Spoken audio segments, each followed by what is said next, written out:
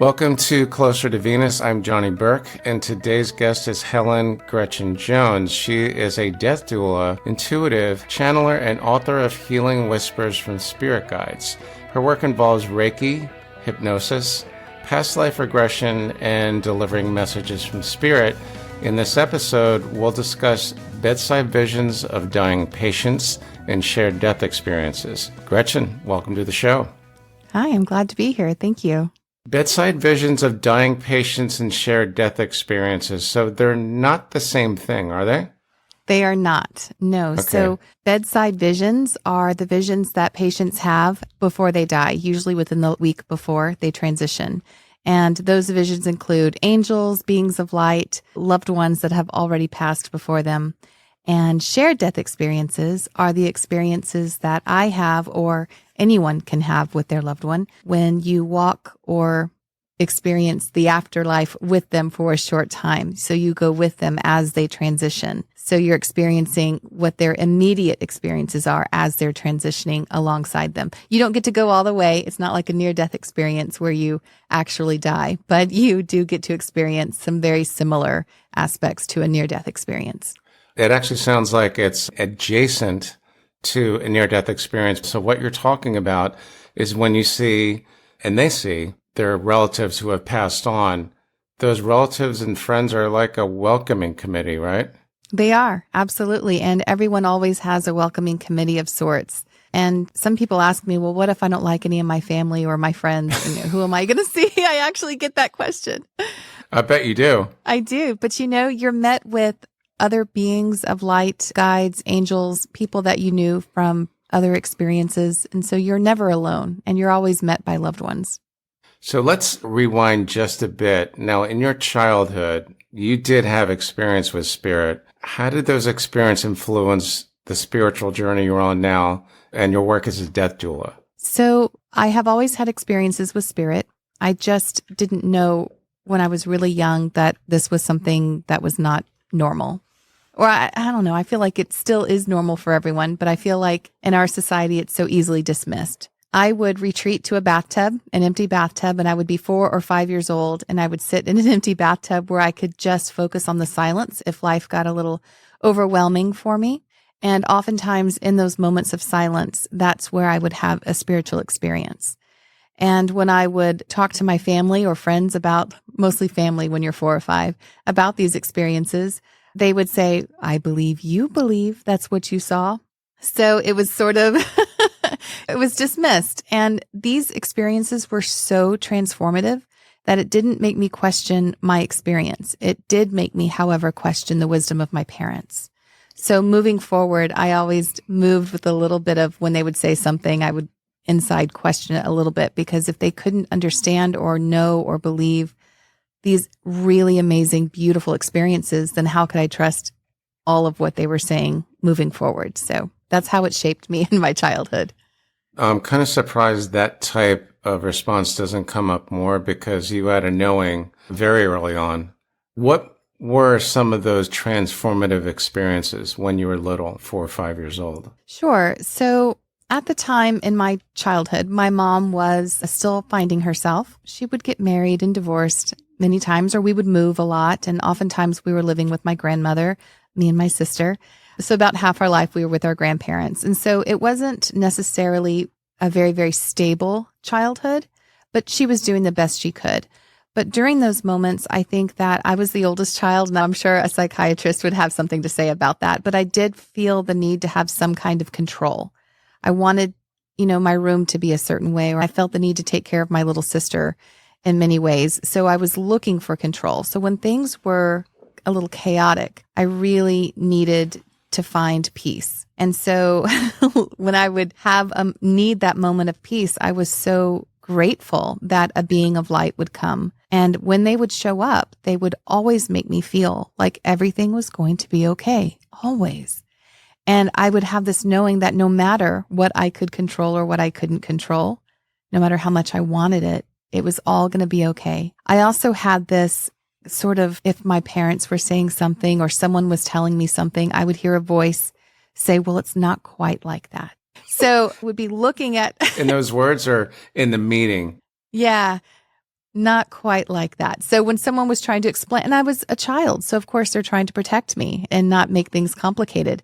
But then my voice or my team in spirit would come in and say, well, it's not quite like that, and try to give me a greater understanding of what was really happening. And so that was really valuable. And one more thing that still happens to this day is when someone is talking with their hands and they're using their hands in front of their chest area. If they're saying something that is really exciting and from the heart, and they're really, really honest and genuine about what they're talking about, I'll see like these little shimmers of light. I'll see like some light come from the palms of their hands, but only if it comes across their chest area, their heart chakra area.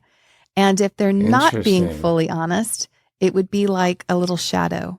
So even as a little kid, when people were talking with their hands to me, I would have an idea of how honest they were being based on what was coming out of their hands if it went in front of their chest. I can't help but think of a certain political candidate who does talk a lot with his hands, which we're not going to go into now, but once the tape stops, we're going to go through that because I'm just dying to know. Okay, so you had some experiences with spirit. You mentioned light beings and then a spirit team. Let's talk about the light beings first. What are they like, and how are they different from your spirit team, or are they part of your spirit team? So the light beings that I would see, I believe, are part of my spirit team. My spirit team is a collective, and I think that personalities show up in the collective based on what I need and where I am with the challenges that I'm experiencing in life. One might show itself or show themselves, and I may never see them again. Or I have some that are reoccurring all the time. So I like to call them a collective that come and go as I need them and as they need me. So it really is a team in that way. I would say all of them, actually. I was about to say almost all of them, but all of them so far present as beings of light. They're always light. And sometimes they're like orbs of light or balls of light. And then if I really focus on them, a being, an image will appear. So I think it depends on what I'm needing in order to connect more strongly to them from my human perspective. We're all light. You're light too. Yeah. Yeah, I hope so, because right now, I can't speak for everyone, but I would think I'm pretty dense, like in every aspect of the word. But we do hear the expression light beings quite a bit. So the visuals, if you concentrate, they give you a visual. Do they look human, or what do they look like? So a lot of them look human. Some of them do not. And that is something that is relatively new to me. I will be honest. I never had an interest in aliens ever, because it never mattered to me. Because to me, I'm like, well, we're also aliens. Like, what's the big deal? It just depends on who you're asking. I think they prefer to be called star beings or star people. And I got this from a medium. They don't like the word alien because alien means apart, and they don't feel apart from us, which supports what you just said.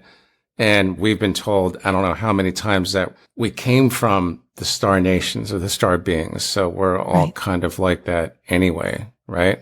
Right. Yeah. And so it never like resonated really strongly with me. But fairly recently, in the last couple of years, some of my guides have presented in alien-esque bodies or in light being form, different color skin, different shaped head, different shaped eyes, something different than being human.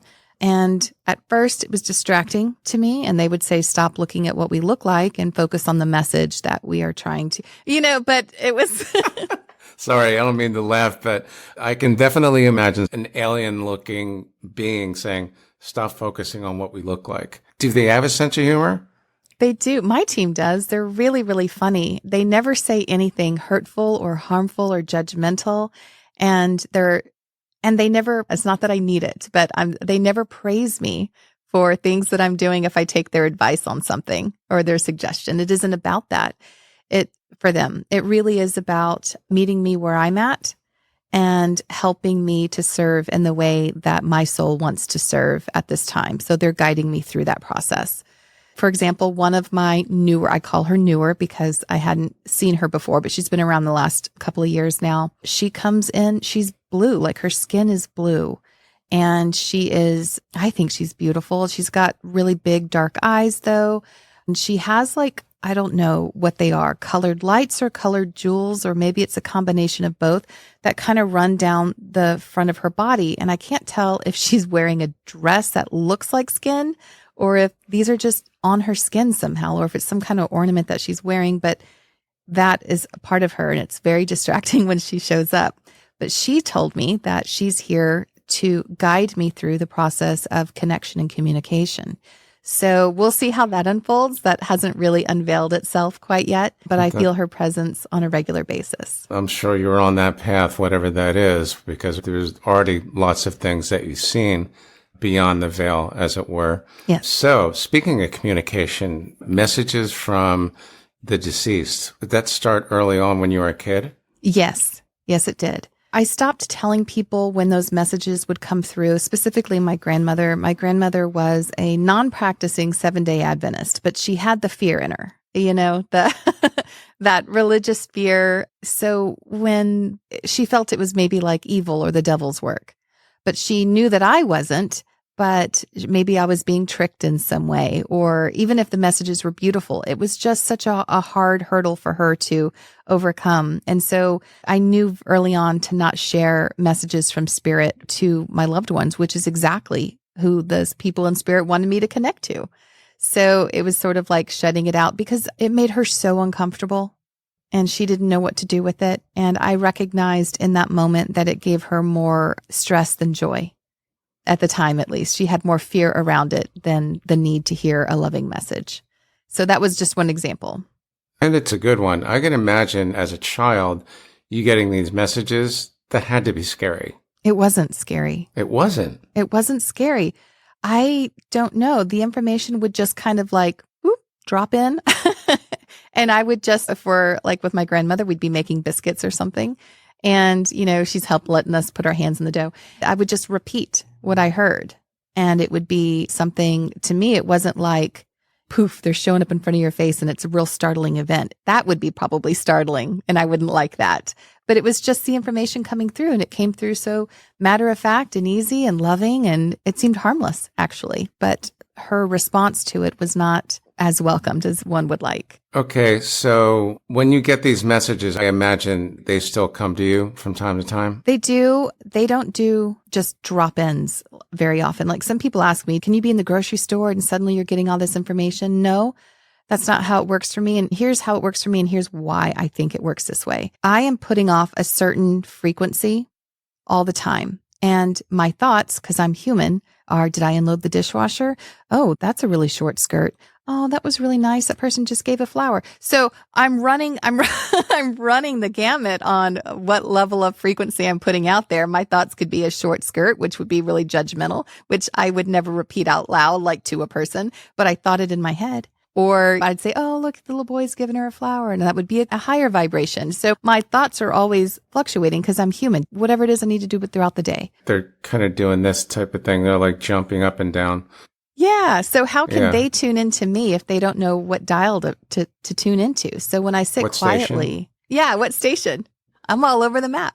Where's the Gretchen station? Well, it's kind of coming in and out, so we'll wait until the signal's a little better. Yes. So sitting quietly helps me to connect. Frequency, wavelength, vibration has kind of like a negative connotation because it sounds new agey. I know.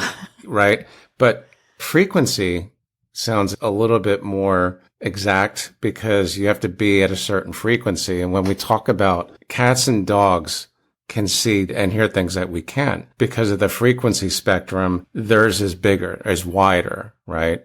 And a lot of the things that we talk about on the podcast are in that hidden bandwidth, the kind of things that you experience.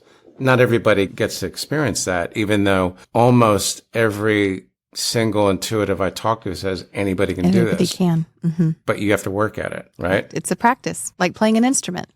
So you still get those messages now. And the voice that you mentioned before, apparently at one point, this voice told you to write a book.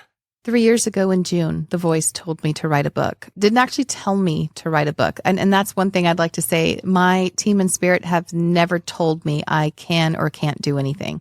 They make suggestions, and that's very clear with their language.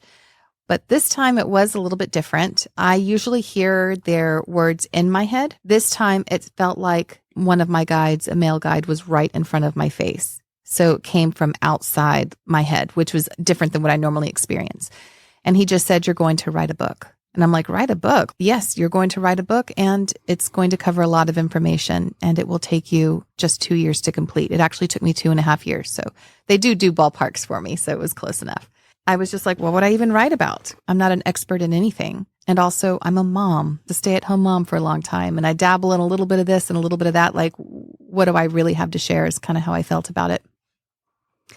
And they just said, write what you know. And I had already had all of these journals because I was working as a death doula and volunteering also in the community with the dying community. And so I had all these amazing stories that I had just journaled for myself, just trying to find answers, trying to understand what's happening at time of death. So it was all my own little stuff.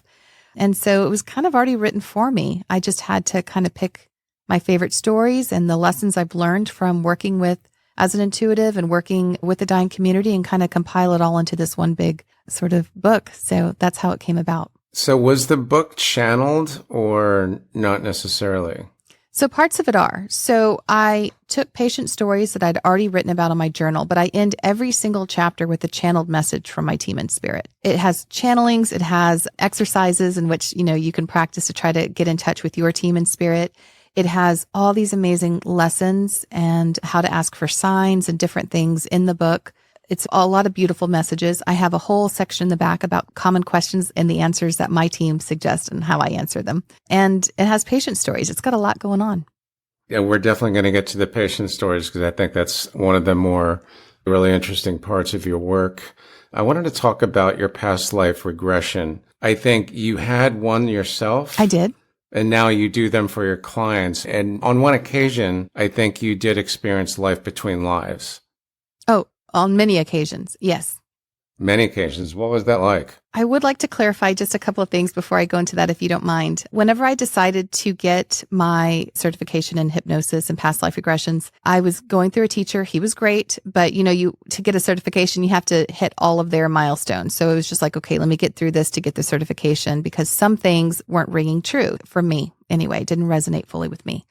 So at the end of each day that we had a class, I would sit with my team in spirit and they would correct my understanding of what the teacher was teaching. An example would be, I would say, oh, okay, we have all these past lives and now we're going to regress and go and re-experience these past lives. And my team in spirit would say, no, you are one life having many experiences because your past and your future is absolutely fluid to your experiences in the present moment. So it isn't like we're going back to a past life. When we are regressing through, at least this is my understanding from my team in spirit, the interpretation that I understood. When we are having a past life experience, we are tuning into or tapping into that part of ourselves that is currently happening on the timeline that resonates with our present moment. Okay. And I've heard this definitely more than once. And I did ask this question very recently where if you go back to 1812 and you see yourself as whatever character you were, it's like being a character in a play almost. Is your experience that particular moment, that day in, let's say 1812, that's actually happening right now? Right now. It's not gone in the past. It actually does exist. Correct. And if you, on a higher soul level, a higher self or higher soul level, like let's say, Johnny, that you die tomorrow, okay? And you're not done having experiences. You're bored. You're bored on the other side because everything is so fantastic and you want to have more experiences. You can choose to experience life in 1812, even if you die tomorrow. Really? Yes. You can choose That's incredible. A moment in time and space in which to experience. And you were told this by your spirit team? Correct. But they were correcting the class as we went along because this was all news to me too. I had no idea. That's amazing. I've heard this once before. I interviewed a hypnotherapist, Dr. Bruce Kowalski in Newport Beach, California. Very cool guy. We talked about the possibility of being reincarnated into the past. And you're saying that's possible. Yes, because you get to choose the time and space that's best going to give you, because, time's linear for us here, but it's not linear. It's not linear at all, but it's not also a complete illusion. We use it as a tool. I mean, how awesome is time? Because otherwise, we want a beginning and an end to our experience in these bodies. Thank goodness we have time. So it's a fantastic tool. So we want to experience life in 1812. Well, there is a timeline in which 1812 Earth, there are several timelines for 1812 Earth, and which ones are going to provide you the greatest experience. So let's say that you're born to someone named Kathy in 1812. Well, Kathy could be Kathy, or Kathy could also be someone who's coming back to experience life as who would have been Kathy. They're just vehicles. Bodies are just vehicles that souls can pop into and utilize for certain experiences.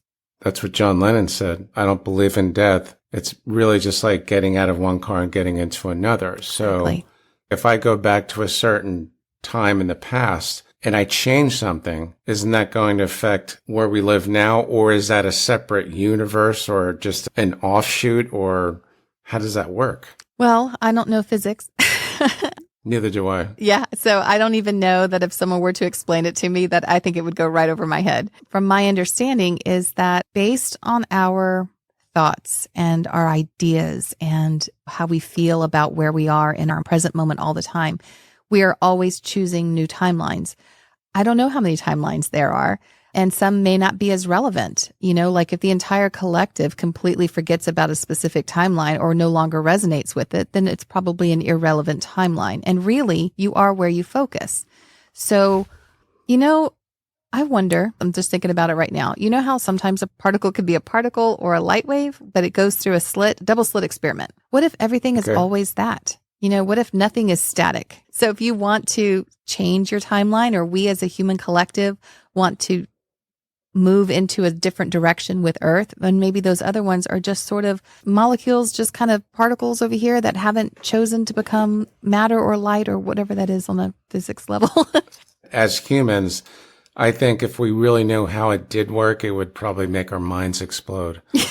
It probably makes more sense when you're in a different space beyond the veil, as it were. Speaking of the book, you mentioned something about the science club. Mm-hmm. How does that relate to the afterlife and spirituality in general? This is actually a good time to bring them up because I had done a past life regression, and my team was teaching me about time not being linear. And I'll go back to your question with the in-between lives. So I went into a world of an in-between area, which is where I met with a group of people who were called the council. But I had a feeling that there were many councils in spirit, like a lot of them, and this is just one. And I asked the question, tell me about time, help me understand time. And this council made me feel like, I mean, it was humorous, but they made me feel like I had gathered the top minds, the top brilliant, most amazing people. And then I asked them, how does Santa Claus deliver all the presents in one night? That's what it felt like. They made me feel like, so I had my opportunity to ask one question, and I asked them a really valid question, if time were real. So it's like asking about Santa. Yeah, how does he deliver presents all in one night if he were real? So it was like I completely missed the mark. But what they said was essentially that time was not linear. And that's when I started really pondering all of this. After my team, then I got to meet the council in a past life regression, which is really an in-between lives. And then that's when I went in, I was like, all right, I'm going to get the answers from A-Team. That's who my team in spirit. And all of a sudden, a man appears in my closet. I'm doing these meditations in my closet because it's the quietest place in the house. Sound is completely deadened by all the clothes, you know. So I'm in my closet and a man appears in my closet. He's in black and white. When I see a spirit in black and white, that typically is someone who lives, you know, between the 1920s and 1970s. I think that's black and white photography in my mind. So I think that's why he came across in black and white. He was very slender. He had a mustache. He came across kind of weak, like a weakling. He had a British accent. So I knew all these things about him. He gave me some information about himself, but I couldn't ever get his name. And I decided, well, I'm just going to go look for his image. So I typed in British physicist and I typed in that year, and there he was. He came right up. I couldn't believe it. His name was Paul Dirac. And I had never heard of him. And my husband had never heard of him. And he's much, you know, smarter into physics and science than I am. But turns out he's kind of a big deal. He won a Nobel Prize in physics, and he came up with all these theories. He was a colleague of Einstein. He was a big deal. And so that's who appeared in my closet. He showed up. He showed up in your closet. Okay. Well, that's pretty outstanding. Yeah. And he won a dual Nobel Prize with Schrodinger. In the 1920s, we made such huge advancements in our ability to understand science and physics. And so that was a really big deal. And he was definitely a big contributor. Since then, a collective of deceased scientists, and Einstein has come through twice, but not directly to speak to me, just as part of the collective, with Dirac and several other deceased physicists and one biologist, Kurt Hofer, who I found recently just transitioned like in the last 5 years or so. And he was a guy in Florida. So, I mean, I have no idea who he was. But anyway, they're coming in and I just group them all together and call them Science Club. But they're giving me information that they want me to look up and research, like waves and understanding waves and things like that. They give me some stuff that hasn't quite happened yet. Like they talked about, you know how there's like platonic solids? I think that they were saying platonic waves. And I looked everywhere for that and it doesn't exist. If I remember, that's what I have in my book. So it's platonic waves. They're not real. They don't exist. It's not a thing. But I did include it in the book just because I wanted to keep everything as authentic and genuine as it came through. I don't want to leave anything out just because it doesn't exist. So maybe one day something. Maybe they don't exist yet. Right. They're in there. I don't know. So they give me information to consider. That's very cool. And I had a recent interview with a woman who apparently channeled Einstein, and there's other luminaries that were part of a club. I can't remember what they were called, so I thought, okay, this has probably happened more than a couple times, so not completely out of the realm of possibility. So now what we've been waiting for. Tell us about some of the experiences in hospice with the patients where you didn't get all the way to beyond the veil, but you got pretty close in some cases. Yes. So someone once hearing my stories told me that they believe I was in a place called Summerland or Summerland, something like that. And I keep meaning to look it up and I haven't yet. But apparently it's like a place between the worlds. Right below Santa Barbara. I was in Carpinteria for a wedding a few weeks ago, and Summerland, I believe, is right after Carpinteria, and then you get into Montecito and Santa Barbara. So that's the only Summerland I know of. Well, I think that this Summerland is, I guess, a place in between worlds, in between experiences. So I don't know. I haven't looked it up yet. That sounds great. What is the in-between world, the in-between space? Because I know it's been called a lot of different things. What really stood out about that for you? I can start with an experience I had with one of my patients and where I kind of go to this in-between space. So if you wouldn't mind, I can share the story and it will incorporate what it was like. So I do volunteer with an organization. It's called NODA, which stands for No One Dies Alone. It's a hospital-based program throughout our country. What they do is they'll send out an email blast to all of their volunteers and have them sign up for 3-hour shifts. One day I saw that there was an activation for a NODA patient and I was after midnight, which by the way is long past my bedtime. So it was already late for me. And I'm just like, oh, I'm so tired. But if the person makes it through the night, and I just knew I had to be there, but I'm like, I'm not setting an alarm. I looked at when all the available time slots were and all the good ones were taken. Nobody wants the midnight to 3 a.m. shift.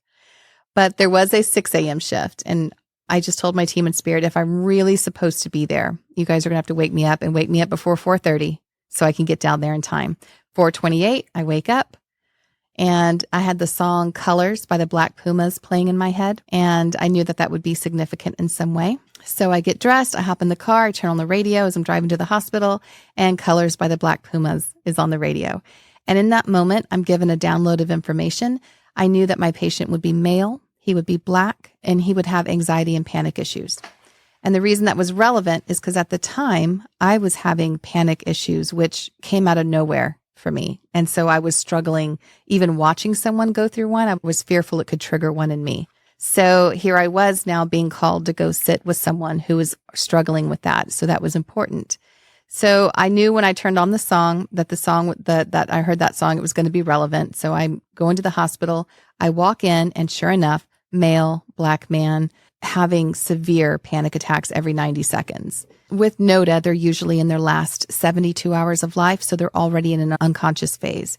They were giving him anti-anxiety meds, but they weren't helping. So I put my hands on him, trying to bring him peace, some connection of some sort. And when it wasn't working, I decided I would go ahead and try to connect on a soul level with him. And as I did, the entire hospital room that we were in transformed into this gorgeous meadow, like blue skies. There were bright yellow flowers. There was a forest straight ahead and off to the right a little bit. And this is the in-between world. This is an in-between space. And when you're there, I can tell you how it is when I'm there. When I'm there, I feel expansive. I feel huge, bigger than my body. I am free. I feel like I can do anything. I feel love. I feel true unconditional love. And I say that because I have children and I love my children and I love them more than anything that my human self can ever love them. But I still put conditions on them. I want you to eat your broccoli. I want you to sit up straight. I want you to go to college. I want you to be happy. All of these things I want, and I have expectations for them. So there are conditions. I'm always telling them, this is what I want you to do. But when I'm there are no conditions. I just love with all that I am. And so here I am standing in this field, and next to me is Mr. Virgil, my patient. I am now in two worlds at once. I am aware of my physical self sitting in the hospital room holding Mr. Virgil's hand. I'm also aware of my soul self with Mr. Virgil's soul self standing in this field of flowers about to approach this forest. Every blade of grass is emanating light. Every leaf, every single thing is emanating light from the inside out. It's like there was a source of lighting, but it wasn't like the sun, how it shines on us here. It's like everything was light and everything made a sound, a tone, or a humming sound that was really beautiful and melodic and soft. It didn't have a beat. There weren't like drums, but everything had a musical note or quality to it somehow. And yet it all just kind of made sense and flowed somehow, even with the light. It was just beautiful. I knew his time was close when I could hear his welcome party. All of my patients have a welcome home party waiting for them, and they can vary from big extravagant to-dos all the way down to small family reunion picnic style stuff. Really? So they have picnics? Yeah, like out in the grass. People are out on blankets. I don't know that I've ever seen food, actually, now that you say that, but it's like picnic style. People are sitting out on blankets in the grass. It's very, very casual. There's always music. Then there's also these big gatherings. It could be in a ballroom. I think it depends on the person and what they would like, because they're always the life of the party, the guest of honor. So I knew that on the other side of this forest was Mr. Virgil's welcome party. And I could also see his mother, and I could see she was holding a red balloon and some flowers. I could see that she was ready to greet him. As we started to approach the forest, he panicked again. He got scared. And this being of light comes out of the forest. And she is big and she's blue and she's glowing this bright blue and white light. And she is so beautiful. And I loved her right away. But the really crazy thing I know is that she was me. I am now in 3 places at once. I have never experienced this before. I am looking and talking to my team all the time to have this multidimensional experience again. So I have a perspective of being in the hospital room physically, human Gretchen, sitting over there with Mr. Virgil. This other point of view where I'm in this field of flowers approaching the forest, and then coming out of the forest is me again. And I can see all perspectives at once. And it was not confusing. It all made sense. I don't know how. When you started talking about the sensations and the humming and everything is musical and light is emanating from even the blades of grass, sounds a lot like a near-death experience. So is there possibly an overlap, or do the near-death experiencers actually get a chance to go into that space, albeit temporarily? I think they go beyond that, because if they're experiencing that, I think they usually talk to God or they talk to their loved ones, and their loved ones tell them you have to go back. I don't ever talk to anybody outside of my patient. But you saw them. I see them. You see them. Okay. I do. You stopped short of that. That's incredible. All right. Well, so I'm in 3 places at once now, and I pull out this present for Mr. Virgil, and it's a small golden box with a purple ribbon. The Me of Light does. I tell him that this is his life as Mr. Virgil, this gift of life. And it's right here in this box. And anytime he wants, he can open it and relive anything he wants from his life as Mr. Virgil. And how beautiful it was, and what a gift it was, not just to him, but to all of us. And as I'm handing him the gift, he was kind of worried because he'd been sinful. And he was talking about his sins and everything. And in that moment, the Me of Light, it didn't matter what he did or what he didn't do or how heinous his acts could have been. It didn't matter. It mattered 0%. I loved him with every fiber of my being. I loved him more than anything. And it didn't matter any of his actions ever. I just loved him so much. And I just tried the best I could as this being of light to send him all this love and to show him how much he was cared for and that he was perfect, just the way he is. Absolutely perfect. And he did feel safe enough to continue into the woods with me for a little while. And then he had another panic attack. And when that happened, he got real scared and the forest fell away and it was replaced with a backdrop of stars. And I got even bigger than I was, this me of light. And I picked him up like he was a child and I rocked him and I held him and I kissed the top of his head. And I knew in that moment that my only reason for being there was to make him feel safe and loved. And eventually he calmed down. He did feel safe and loved and he wanted to continue on his journey. As we got to the edge of the forest, he could hear the welcome home party coming up closer and he turned and he asked me, what about my uncle and my nephew? And are they going to be okay? And I showed him, the me of light showed him a projection of potential possibilities for each one of them.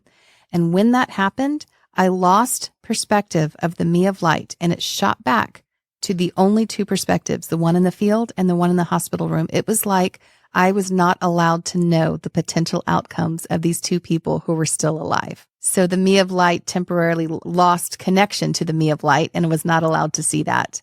And then as soon as that was over and he felt that they were going to be okay, my awareness of the being of light came back into where I was in the body of the me of light again, while in the body of the other two. When that was happening, I was observing the me of light. I wasn't actually in her body. So he did eventually go into the welcome home party, but being in 3 different worlds at once, that's really what it felt like, 3 perspectives at once in 3 different forms at the same time and having it all make sense. And in this world where everything was so beautiful and welcoming and perfect and warm, that's what the in-between world is like. So that's my story about Mr. Virgil. That's pretty extraordinary, to say the very least. And I'm sure you got more stories like that as well. That's the only one where I'm in 3 places at once, but I am very often in 2. 2 places at once is very common. Well, I think it gives a lot of us comfort that there is a welcoming committee for everyone, which means, again, life goes on. It just doesn't end there in a hospital bed, right? That's right. And in fact, most patients are outside of their bodies before that final breath. And so for people who are fearful of that final breath, which is common in the weeks before they actually transition, in my experience, they step out. They step out and they watch the body do its natural process of shutting down. They don't need to be present for it. And, that can be validated by an NDE. When people say they died and people are giving them CPR and that's very traumatic, you can break ribs and they're at the hospital ceiling observing. And so it's been my experience that oftentimes these patients are standing outside of their bodies observing. Also good to know. So it's not as painful as they might think. Yeah, the human body is shutting down, going through its natural processes, returning to the earth, but the soul doesn't belong with the earth. It just kind of hopped in and visited for a while. Like John Lennon says, getting out of one car, getting into another. Gretchen, thanks for joining us tonight. Amazing, amazing stories. In the meantime, how can our listeners find you online? It's at HelenGretchenJones.com. And then I also have an Instagram and Facebook for HelenGretchenJones.com. My book is available on Amazon and BarnesandNobles.com. And it's available in paperback, Kindle, and in Audible. You've been listening to Closer to Venus. I'm Johnny Burke. If you enjoyed today's episode, please consider subscribing. You can find more info on closertovenus.com as well as mindbodyspirit.fm. Thanks for tuning in, and we'll see you next time.